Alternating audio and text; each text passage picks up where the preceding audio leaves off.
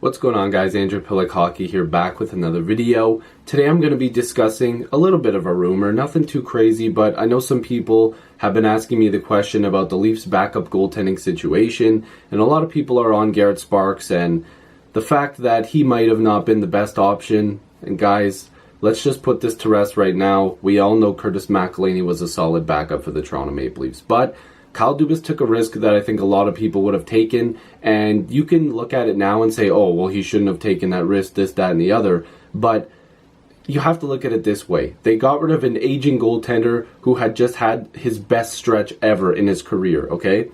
You would think that as he gets older, he's not going to keep up with that, good goaltending. And by the way, Curtis McElhinney next year might not be great. Like, he might fall back down to earth. I hate to say it, but it's a huge possibility.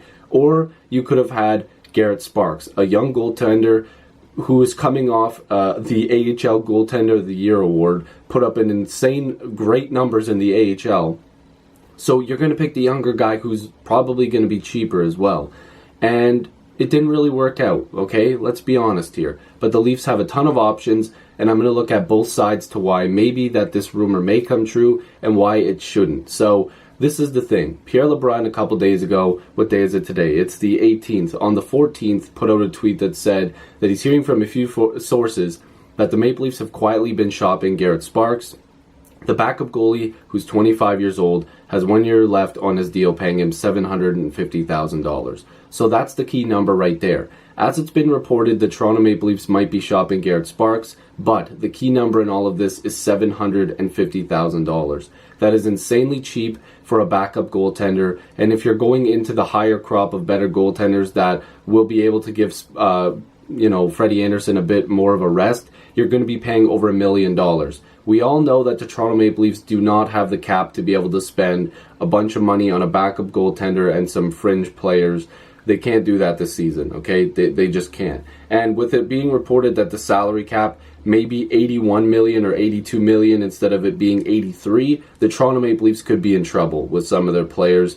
And this is the first time that I've actually said that the Leafs could be in trouble with some of their players. And that's just because the salary cap going up to $83 million was almost certain, and now for some reason they've backtracked and said that it could be $2 million less, and it could be $81 million. That's trouble for a lot of teams, including the Leafs, depending on who they can move. If you move Zaitsev and Marlowe, or even one of them, you're probably okay. But if they can't, then that's a problem. But in the article here, they were just talking about how Sparks last year posted an .891 record with a 3.15 goals against average and a .902 save percentage. These are unlike Sparks numbers. Like, these are not the numbers that he's going to put up. I happen to think that he can bounce back. And I know a lot of people aren't going to want to hear this, but I really do think that they're going to have to keep him because I think he will bounce back. I think he'll be much better. We've seen at the end of the season, the Leafs were using Michael Hutchinson as their backup against the Boston Bruins. They were leaving Sparks behind to let him work with goalie coaches Steve Briere and John Elkin, which maybe it helped him. You guys never know. A good summer and that little stretch there where he was working on things, they might have been able to fix some things. And Sparks said, I'm in agreement that I haven't played to the degree we all know I can play. That's what he said in April. And he said, extra work isn't a bad thing. They just told me Hutch would be up for a little bit, and it was on me to go do some work. It's all part of being a pro. So Sparks has been a constant professional through all of this. And as fans, I think that we should also be a little bit professional, because you have to remember, this is a business at the same time. The Toronto Maple Leafs are probably looking at their situation this year, and they were probably looking at it last year in the playoffs and thinking, okay, we have Hutchinson right now. Freddie's obviously our starting goaltender. If we can fix Sparks right now, we've signed him to a very cheap deal to stay for one more year. We need to see if we can keep this guy and fix him a little bit, because we're not going to be able to afford a more expensive backup. And if you guys think that that's what's going to happen, it's a possibility. I'm going to bring up some names right now, but we're going to see how expensive they were last year and what they could command this year. And the Leafs may need to keep Sparks. And I don't know, maybe them shopping him could be a bit of a kick in the butt to him, to be like, hey, listen, man, like, there's no guarantee you're staying here regardless of your contract, when in reality they might just be like, we're keeping him. We just got to put a little fire under him, because Sparks has to come in and at least play good enough to help the Leafs win. And last year he didn't do that. There was a couple games where he did, but I feel like Sparks has been so good over time that we have to give him a chance. He had a bad season, and I really think that he can step it up. Now, Sparks, obviously, he was the AHL goalie of the year. Not this season, but the season before. He was drafted in round 7, so the Leafs got a pretty decent steal. 7th round, that's not bad. He was in 2011, whatever, 190th overall. 1 year left on that contract, $750,000. That is cheap. That number, I keep bringing it up because that is cheap. The Leafs need to try to hold on to him at that number and hope that he plays good, or they need to pick somebody up that is going to be similar in cap. So looking at the UFA goaltenders next year, Bobrovsky, no, that's not happening. Varlamov, not happening. Mike Smith, not happening. Talbot, not happening. Ward, not happening. Brian Elliott, I don't think so. They're going to be expensive. Kim Ward, Brian Elliott, Neuwirth, Niemi, Miller. I feel like even Chad Johnson, Mrazek, obviously Leonard, Hutchinson, those guys all are going to command too much. And by too much, I mean like that's over $1 million. Like the Leafs can't afford to be paying a backup goalie like $2 million next season. Depending on who they move, they can't afford it. So you're going to have to look into a different crop of goaltenders. I know a lot of people suggested Kincaid. I'm wondering if he'll command too much. And by too much, again, I'm going to keep saying it because people are going to be all over me in the comments. If it's over $1.5 million or like $2 million, the Leafs can't afford that. Kincaid, $1.25 million last year. I'm wondering if you can get him to that same cap or maybe a little less. I would doubt it, but Kincaid would be a pretty solid option. He's a good bounce back candidate. He didn't have the best season last year. Al Montoya's got a bit of experience. I don't think the Leafs would want to go after him. Peter Budaj, again, not really a big sample size last year, but if he can provide you with some decent goaltending, maybe that's a guy you take a shot at.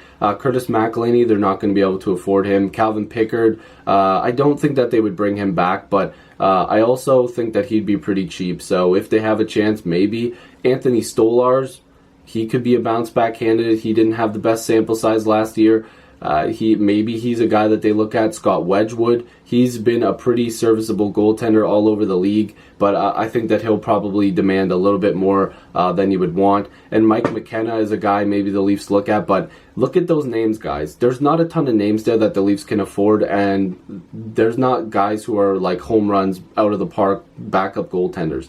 They might have to trade for somebody. They might look for a young goaltender. Maybe they'll sign an international free agent goaltender. I don't know. But there's not a lot of guys here that have experience. And again, signing somebody internationally, they're not going to have a lot of experience. Of course, in the NHL, they'll have none. Maybe none in North America, because maybe they've never played in the AHL either, if they've never signed a pro contract. But there's nobody here that you're hitting a home run with at a cheap salary. So a lot of people complaining about Sparks, it's like unless you get back a goalie that's got the same cap hit, or you can find one in free agency that has around the same cap hit, the Leafs aren't going to be able to do anything. Like I keep trying to tell people, the focus now is the blue line and signing Marner. Other than that, the backup goaltending spot is nothing they really have to lose sleep over, because they worked with Sparks. They're probably working with him in the offseason. He's going to work on it himself as well.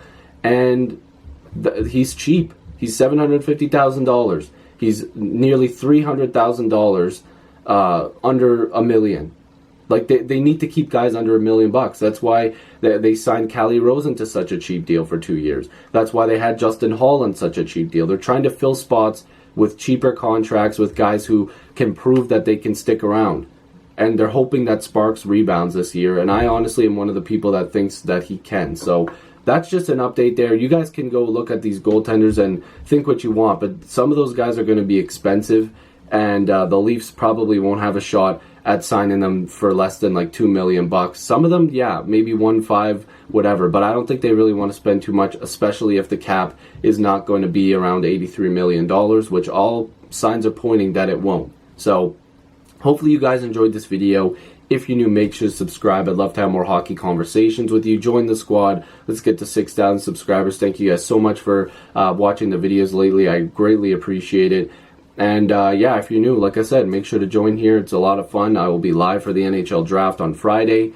And there's lots of videos coming up, lots of free agency stuff, rumors. This is the fun time of the summer where everything starts to happen. So hopefully I'll see you guys in the next video or stream. Peace.